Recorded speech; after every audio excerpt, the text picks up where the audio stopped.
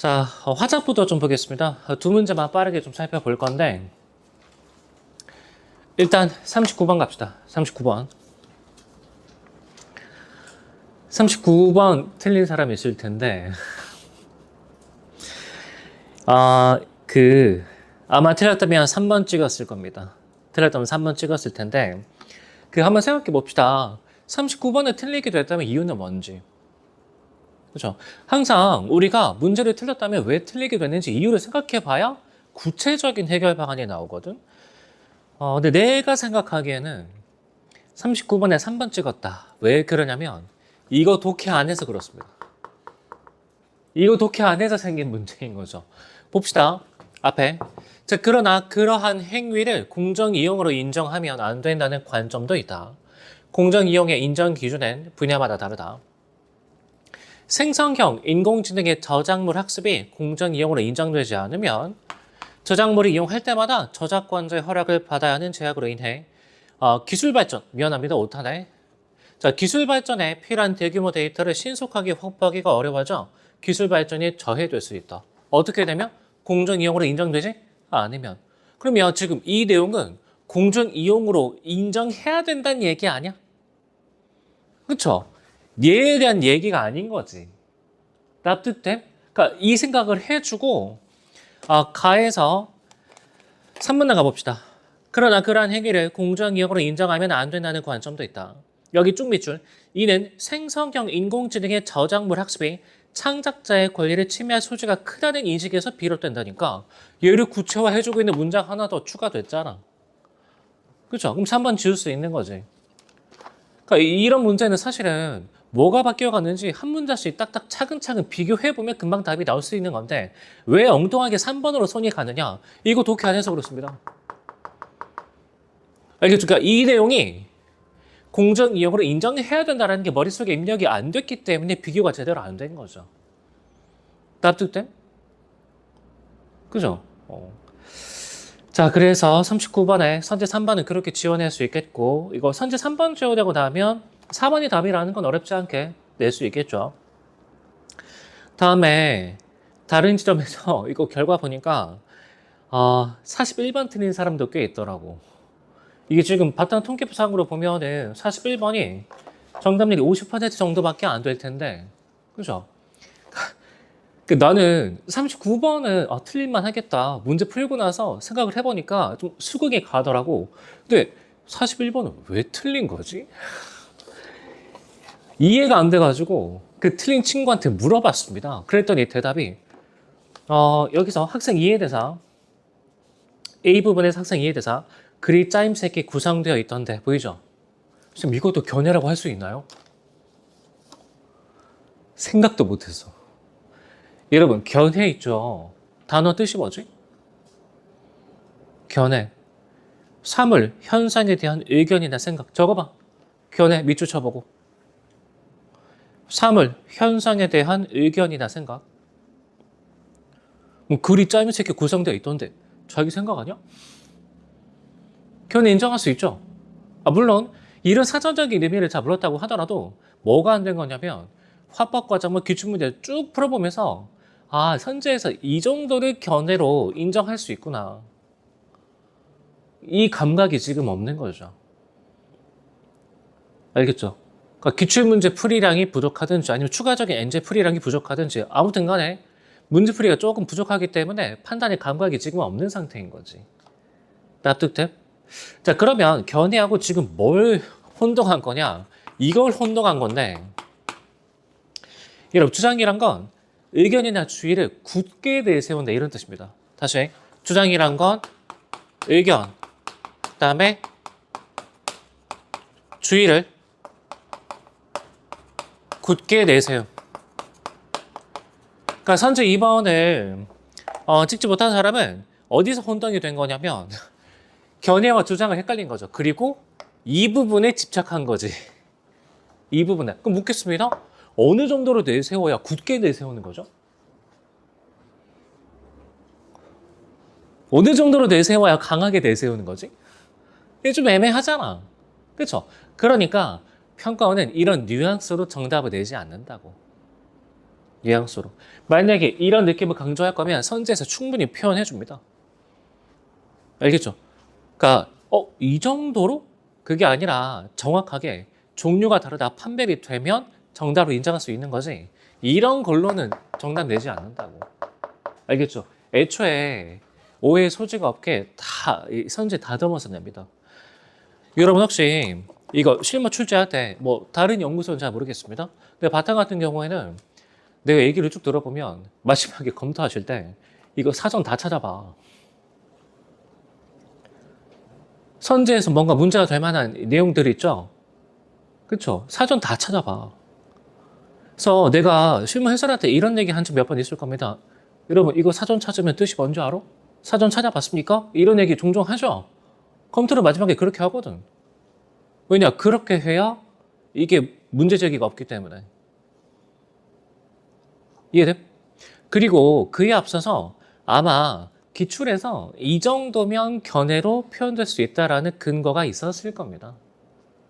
근거 기출 문제를 아마 가지고서 문제를 출제하셨을 겁니다.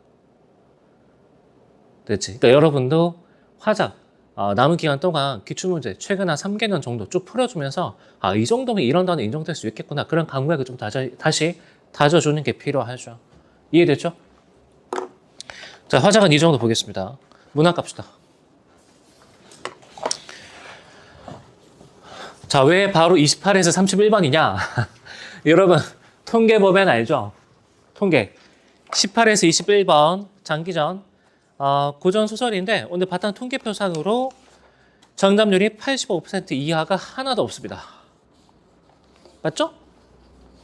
그치? 자, 그 다음에 22에서 26번도 마찬가지.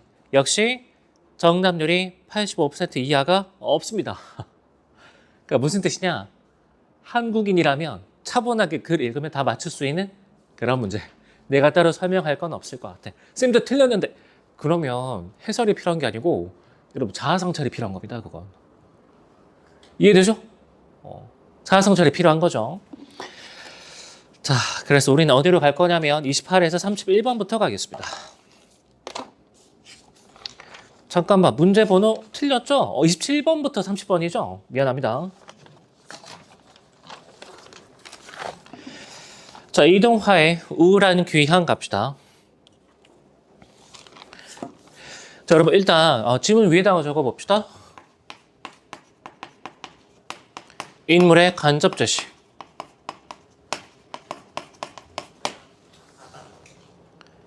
인물의 간접 제시. 여러분, 인물의 간접 제시가 개념 정의가 뭐죠?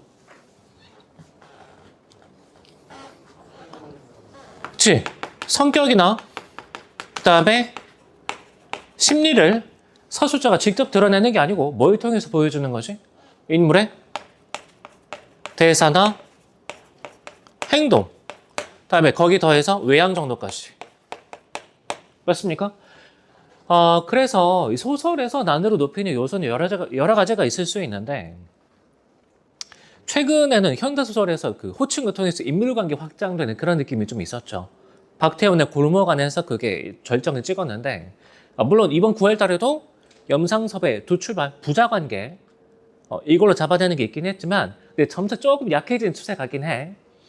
근데 좀 전통적으로 고전적으로 이 난이도를 높이는 요소 중에 하나가 뭐냐면 이거 직접 안 주는 거죠.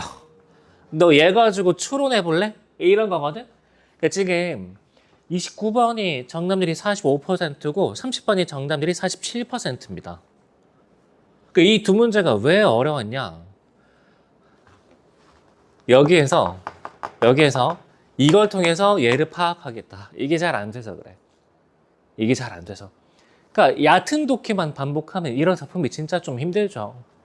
얕은 독해. 기뻤다 슬펐다 다 줘야 이런 심리네. 근데 그건 중딩 독해 아니야. 그렇죠? 나는 그렇게 짜치게 가르친 적 없습니다. 그죠? 자, 일단 보기부터 갑시다. 공동체 내 권력 관계는 일반적이고 극단적인 폭력 상황을 이야기하기도 한다. 이러한 폭력은 일단 피해자 밑줄. 보기에선 항상 캐릭터 설정이 중요하죠. 다음에 가해자 밑줄. 다음에 목격자 밑줄. 자, 그러면 인물의 성격을 세 가지 어떻게 나눠서 살펴볼 수 있는 거지? 첫 번째 피해자, 두 번째 가해자, 세 번째 목격자 맞습니까? 알겠죠? 자, 공동체 전체가 두려움에 떨고 상처를 입게 만드는데, 자, 그러면 어떻게 좀 이상하죠? 가해자도 뭘 입을 수 있다고? 상처를 입을 수 있다고. 됐죠? 특히 어린 세대에게 이런 경험은 트라우마로 자리 잡아 성인이 된 후에도 계속 영향을 끼치게 된다. 자, 본문 들어갑시다. 근데 이 소설이 조금 어려운 이유가 뭐냐면 갑자기 철인의 엄마가 왜 멍석마리를 당했는지 구체적인 이유가 없어. 뜬금없이 갑자기 두드려 맞는 것으로부터 시작을 하죠. 그죠? 자, A 부분. 어쨌든 갑시다. 둘둘 말려있는 멍석이 이상하게도 꿈틀하는 듯 했다. 그러나 곧 잠잠했다. 역시 움직임 없이 거기 놓여 있었다. 태양이 뜨거운 뙤약볕이 그 위에 그득히 쏟아지고 있었다. 이상한 냄새가 피어올랐다. 먼지는 같기도 하고 물냄 같기도 했다. 또 그런 게 아닌 것 같기도 했다. 물을 퍼부어 퉁퉁 부른 멍석이 뜨겁게 쏟아져 내리는 뙤약볕에 삐쩍삐쩍 말라들었다. 퀴퀴한 냄새를 풍기며 점점 말라서 안으로 옥 쥐어들었다. 흐릿허분한 열기가 피어올랐다. 불에 구운 오징어처럼 그 멍석은 뙤약볕에 익어서 자꾸만 오그라들었다. 근데 이게 중요하죠. 빨간색 밑줄. 무슨 신음소리 같은 것이 그 안에서 새어나왔다. 폭력의 증거 맞습니까? 폭력의 현장이죠. 모든 사람들의 시선이 그 위에 박히고 있었다. 빨간색 쭉 밑줄. 철이 엄마는 땅바닥에 늘어져 누운 채. 난 처음에 잘못 읽어가지고 급하게 보다가 철이 엄마가 아니라 철이가 멍석말이 당한 줄 알았습니다. 착각했었는데. 근데 땅바닥에 늘어져 누워있다는 걸 봤을 때 여기서 폭력을 당한 사람은 철이 엄마라고 보는 게 맞겠죠. 내 아들 살려주소. 소리만 되풀이하고 있었다. 정신을 잃어버린 얼굴에 땀이 번질거리며 흘러내렸다. 철이가 벌떡 일어났다. 그 조그만 얼굴이 도끼 서린 뱀처럼 보였다. 당연하지. 자기 엄마가 지금 이런 지경인데. 그는 무엇라고 외치면서 수님의 아버지에게로 달려들었다. 자, 그러면 수님의 아버지 밑줄. 밑에 적어봅시다. 가해자. 가해자. 자, 그는 무엇라고 외치면서 수님의 아버지에게로 달려들었는데 거머리처럼 가랑이에 달라붙어서는 마구 핥히고 물어뜯고 했다. 그러나 그것은 잠깐 동안이었다.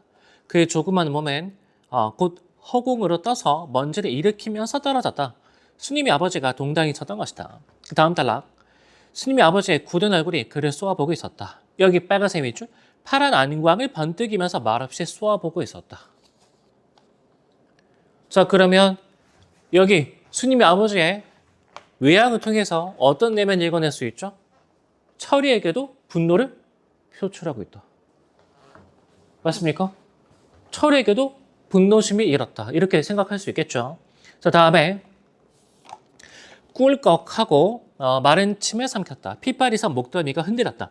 여기까지도 그렇지. 그런데 그 파란 안광이 빛을 잃고 희미하게 꺼져버렸다. 여기 밑줄. 그 파란 안광이 빛을 잃고 희미하게 꺼져버렸다. 무슨 뜻이지? 스님의 아버지는 철에게 가졌던 분노심을 다시 거두어들였다 맞습니까? 그렇죠. 그러니까 이 작품이 왜 힘드냐면 얘를 드러내놓고 얘기를 안 해. 아마도 엄마까지 그 지경을 만들어 놨는데 자식까지 내가 그렇게 할 필요가 있을까? 라는 현타가 좀 오지 않았을까? 정확하게 알기는 어렵지만 그렇죠. 자, 다음에 굳어있던 얼굴이 풀리면서 한 차례 경련이 안면을 돌고 지나갔다. 여기 빨간색 네모 쳐봅시다. 한 차례 경련. 한 차례 경련. 뭐의 증거인 거지? 내적 갈등. 됐습니까? 내적 갈등. 자, 한 걸음 성큼 나서더니 발을 들어 멍석을 걷어찼다. 둘둘 말렸던 멍석이 떼굴떼굴 굴려가면서 펼쳐졌다. 그는 돌아서서 어깨를 축 늘어뜨리고는 여기 빨간색 밑줄. 그는 돌아서서 어깨를 축 늘어뜨리고는 자, 멍석을 펼쳤다는 얘기는 무슨 뜻이죠? 이제 더 이상 멍석마리를 진행하지는 않겠다 이런 뜻이죠. 여기서 마무리하겠다는 뜻이지. 그리고 어깨를 축 늘어뜨리고 터벅터벅 걸어갔다. 위풍당당하게 걸어가는 게 아니야. 터덜터덜 걸어가는 거죠. 스님이 아버지의 내면은 자기도 마음이 복잡한 거지. 맞습니까? 어. 아, 물론 진짜 사이코패스 같은 경우에 사람 기죽게 만들어 놓고 와 기분 좋아 이럴 수도 있겠지만 아무리 권력자라도 사람을 그 지경으로 만들어 놓으면 광역이 좀 처참할 거 아니야. 자, 다음에 짓눌린 외침이 아이들의 입에서 짤막하게 터져 나왔다. 자, 그러면 27번에 선지 3번 지울 수 있죠. 디귿 부분에서는 이미 수님의 아버지가 자신의 분노를 거두어들인 뒤입니다. 알겠죠? 밑에 적어봐. 내면의 변화. 내면의 변화.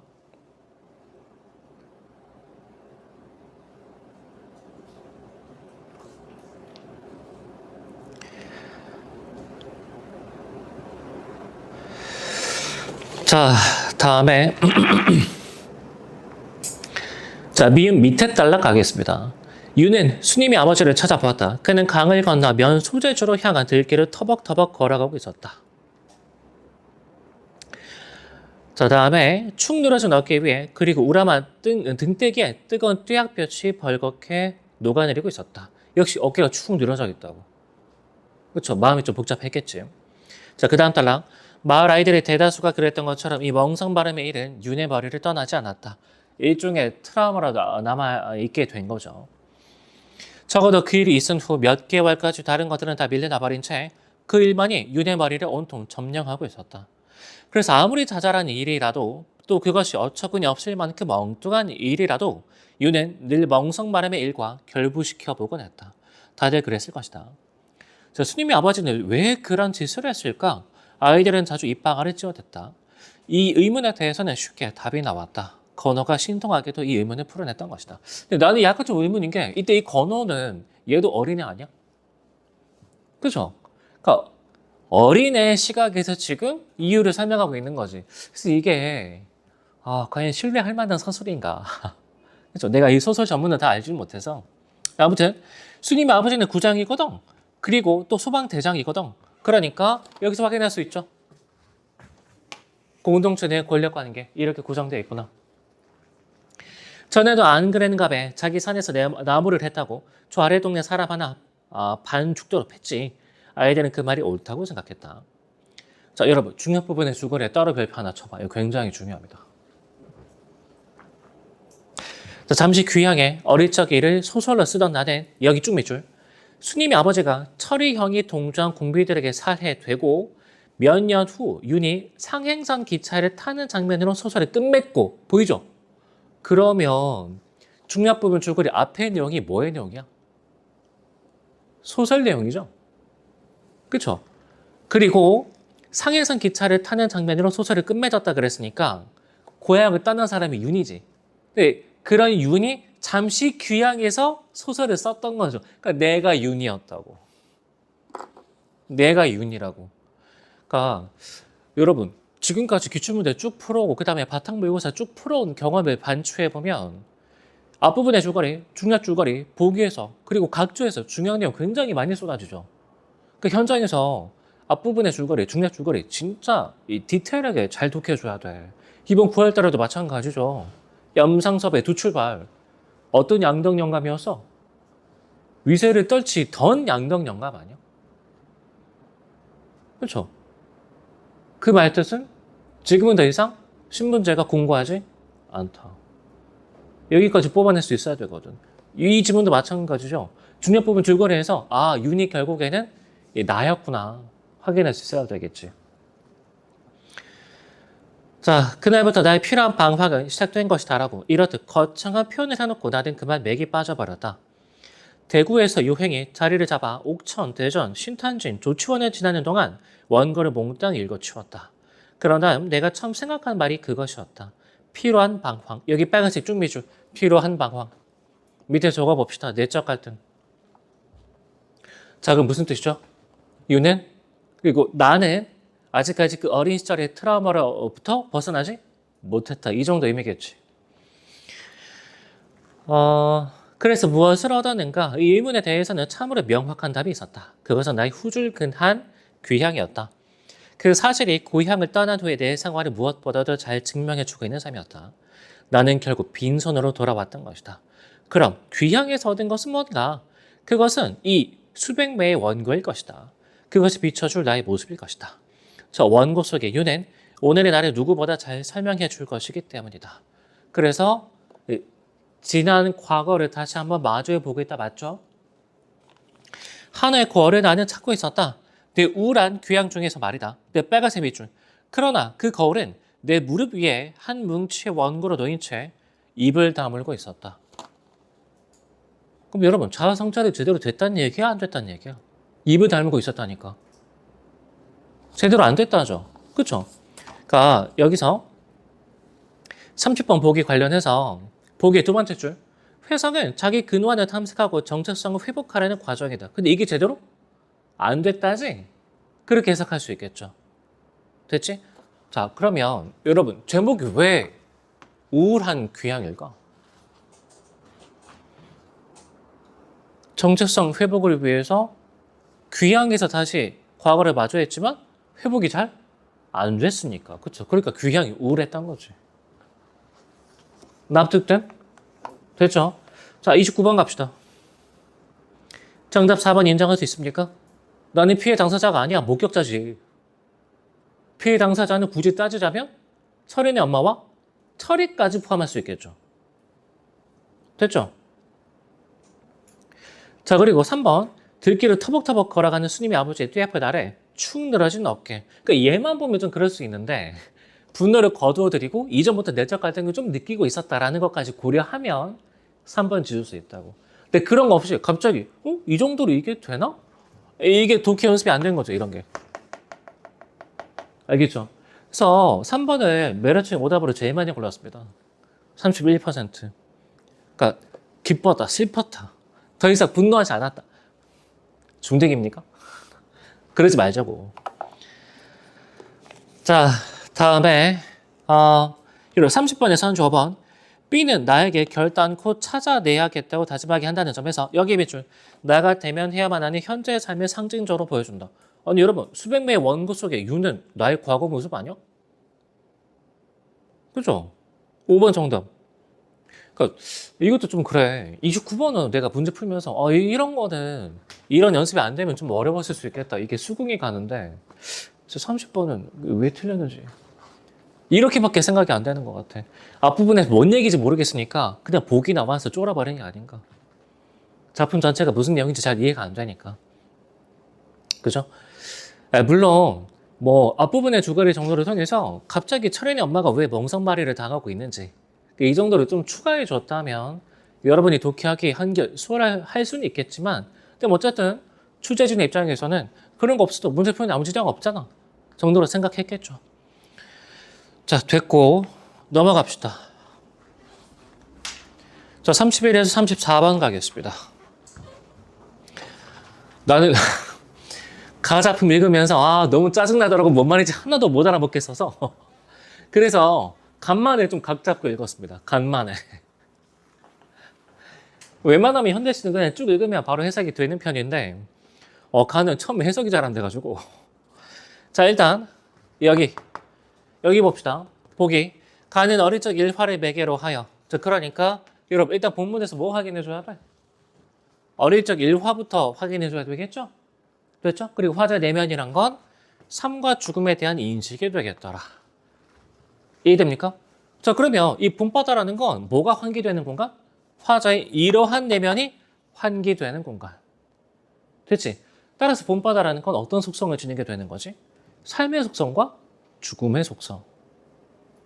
이해됐죠? 그러니까 보기 읽을 때 이 정도까지 뚫어내야 돼. 그래야 연결이 잘 되죠. 그러니까 네가 현장에서 질문 받는 것 중에 하나가 선생님 저는 쌤만큼 보기랑 본문이 연결이 잘 안 돼요. 그래서 얘기를 쭉 들어보면 보기를 그냥 보기만 해. 대충 이런 얘기겠구나 정도에서 그치고 본문은 긍정부정의 단선적인 판단으로만 접근합니다. 당연히 연결이 안 되지. 당연히. 좋은 것 나쁜 것 이렇게 하면 내용이 이해가 안 되는데 어떻게 붙일 수 있나. 나 같으면 이거 보자마자 문장의 뜻을 이해해보면 그냥 삶과 죽음에 대한 인식이 아니죠. 어릴 적 일화를 매개로 드러낸다 맞습니까? 그렇죠. 그러니까 일단 이거부터 확인해 줘야 돼. 이게 어디 부분인지. 그리고 삶과 죽음에 대한 인식을 그냥 드러내는 게 아니라 여기서 느낀 삶과 죽음에 대한 인식을 드러낸다고 얘기했죠. 그쵸? 그러니까 본바다가 그런 내면을 환기하는 공간이겠지. 그쵸? 자, 다음에 삶에 대한 인식도 아니고 죽음에 대한 인식도 아니고 둘에 대한 인식입니다. 그러니까 이중적인 감정까지 조심해줘야 돼. 이중적인 감정까지. 자, 어쨌든 본문 쭉 들어가 봅시다. 자, 여러분, 근데 이 세트 위에서는 위에다가 이렇게 적어봐. 동일시 그리고 대비. 이게 시어 간의 관계를 확정짓는 가장 기본적인 틀 중에 하나죠. 자, 1년 가보면 환한 꽃밭 같네 참. 자, 그러면 여기서 무언가를 꽃밭에 비유하고 있죠? 눈이 부셔. 저것은 꽃 핀 것과 꽃 진 것과 여겼더니 피는 것, 지는 것을 같이 한 그런 꽃밭에 저것은 저승사리가 아닌 것과. 자, 그러면 여러분, 꽃밭은 어떤 속성이 짬뽕으로 있는 공간인 거지?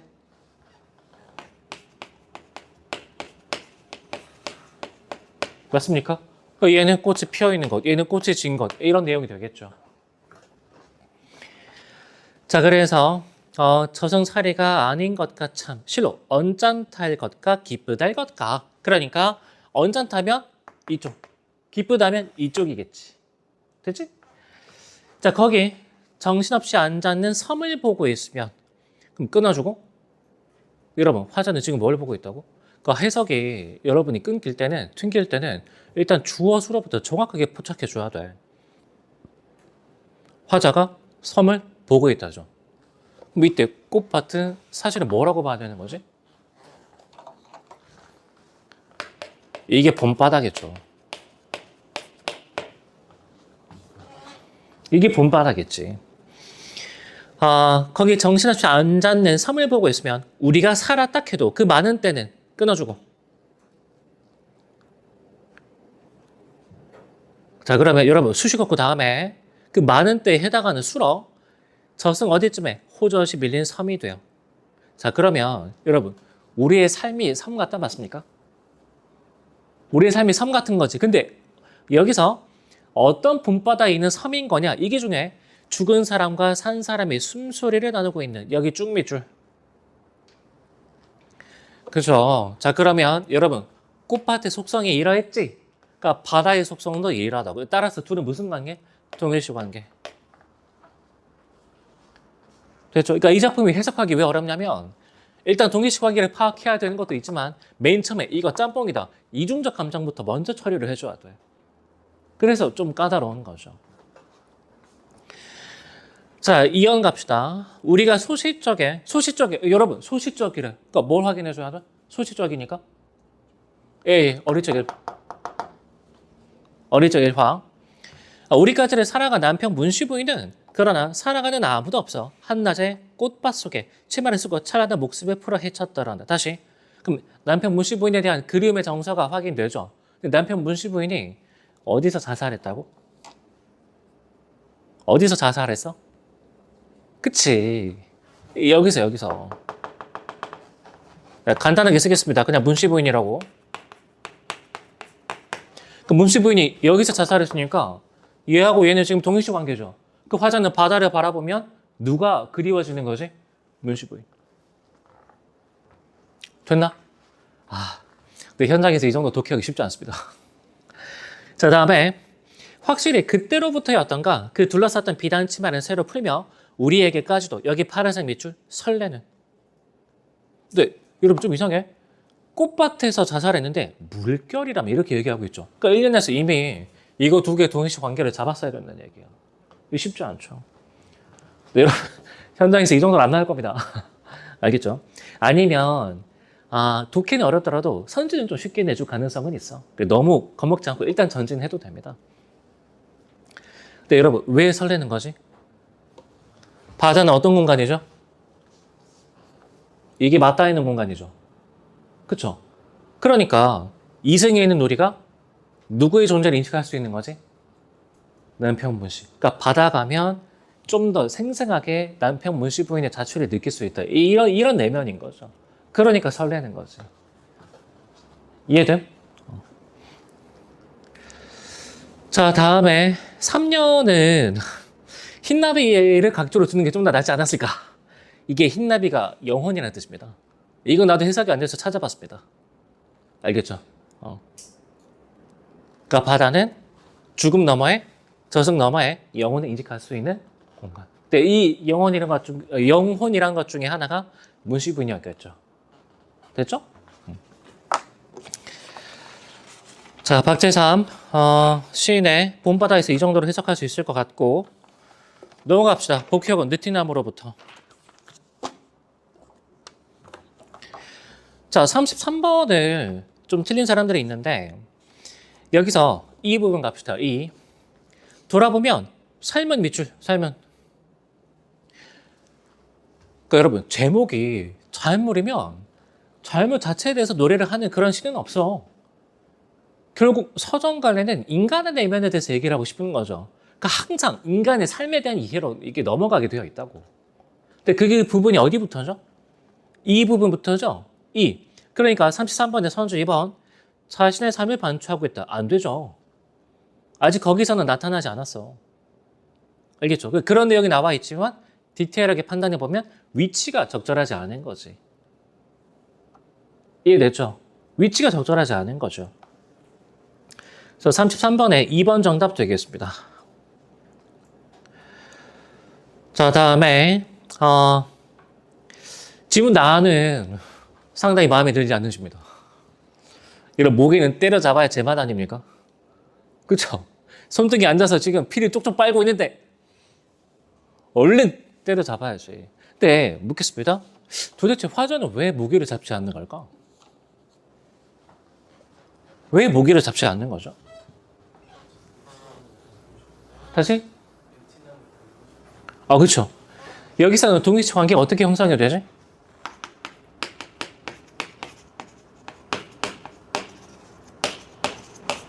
맞나? 자, 그런데 이 첫 행 가보면 매미가 어떻게 하고 있어? 느티나무의 수액을 빨아먹고 있는 거죠. 그렇죠? 그러면 화자의 피를 빨아먹고 있는 게 바로 모기인 거지. 그러니까 느티나무가 매미를 배려하는 것처럼 나도 모기를 배려해줘야 되겠다. 이 동일시가 전제로 깔린 그런 행동이었던 거죠. 알겠죠? 자, 그러면 지문 가하고 나는 왜 묶어놓은 거지? 둘 다 뭘 확인해야 할 시상이 쭉 뚫리는 그런 시들? 동일시 관계. 됐습니까? 근데 지문 가는 잘 모르겠습니다. 나는 문학성이 썩 그렇게 뛰어나지. 나는 공감을 개인적으로 잘 못하겠더라고. 그러니까 약간 해석도 어거지로 하는 그런 느낌인데 뭐 내 실력이 부족할 수도 있겠지만 좀 지나친 감이 없잖아 있긴 합니다. 근데 대신에 32번에 선준이 쉽게 줬잖아. 그렇죠? 32번에 선준이 쉽게 줬죠. 자, 그리고 31번 이게 오답률이 좀 높은데 5번 찍은 사람이 있던데 5번 있죠. 행간걸침. 이게 지문 나에서는 있거든. 근데 가에서 행간걸침이 어디 있죠? 여러분 게다가 가에서 행간걸침 있죠? 얘는 나타나기가 쉽지가 않아. 이유가 뭐지? 가에서는 행간걸침이 나타나기가 쉽지가 않아. 이거 산문시 아냐? 산문시인데 행 구분이 거의 안 돼 있죠. 행간걸침 나타날 가능성이 극히 적지. 이해됐나? 근데 가만히 출제 경향성을 살펴보면 산문시가 지금 평가원 시험지에 하나씩 툭툭 들어가 있기 때문에 작년 수능에 그 킥킥 지문 기억납니까? 그러나 당신 킥킥 기억나죠? 산문시였죠? 그리고 올해 9월달에 신석정의 역사 역시 산문시였지. 그래서 산문시가 나오면 문장이 길어져서 여러분이 독해할 때 호흡이 길어지거든? 그럼 내용을 자꾸 까먹어. 정리가 잘 안 됩니다.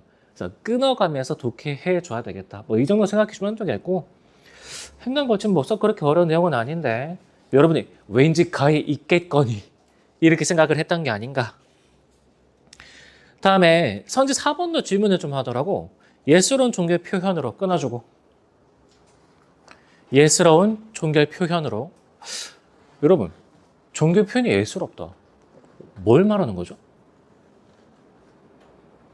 게다가 어나메이츠 선택자가 아니면 이 종교름이 다 외우지 않습니다. 심지어 엄매 선택자들도 종교 표현은 다 외우지는 않아. 그렇죠? 이거 선지 4번은 어떻게 판단해야 되는 거지? 선지 4번. 화작 선택자를 배려하지 않은 무책임한 선지입니까? 그치. 뒷부분에 분위기 가지고 판단하는 거죠. 그죠? 자, 묻겠습니다. 여러분, 분위기는 뭐가 결정하는 거지? 어제도 마찬가지지만. 뭐가 결정하는 거죠? 그렇죠. 내면이 분위기와 어조를 결정하는 거죠. 자, 그러면 고풍스러운 느낌. 과연 가하고 나가 전통을 추구하는 그런 내용인가? 아무 상관없는 얘기죠. 되죠? 선지 4번 지원할 수 있겠습니다. 그래서 내가 해주고 싶은 말은 여러분 표현상의 특징 판단할 때도 너무 문학 개념에만 기대면 안 돼. 주제까지 고려해주면 훨씬 처리가 빨라집니다. 주제까지 고려해주면 바로 이런 것들이거든. 그러니까 보통 이런 거는 선지가 문학 개념을 A를 통해서 B라는 효과를 거두고 있다. 근데 이 B가 보통은 화자 내면과 관련된 그런 내용들이 많다고. 그렇죠? 그럼 주제 고려하면 뒷부분부터 지워내면 쓱 지워낼 수 있는 거죠. 알겠죠? 자, 문학은 이 정도 하겠습니다. 문학은 이 정도.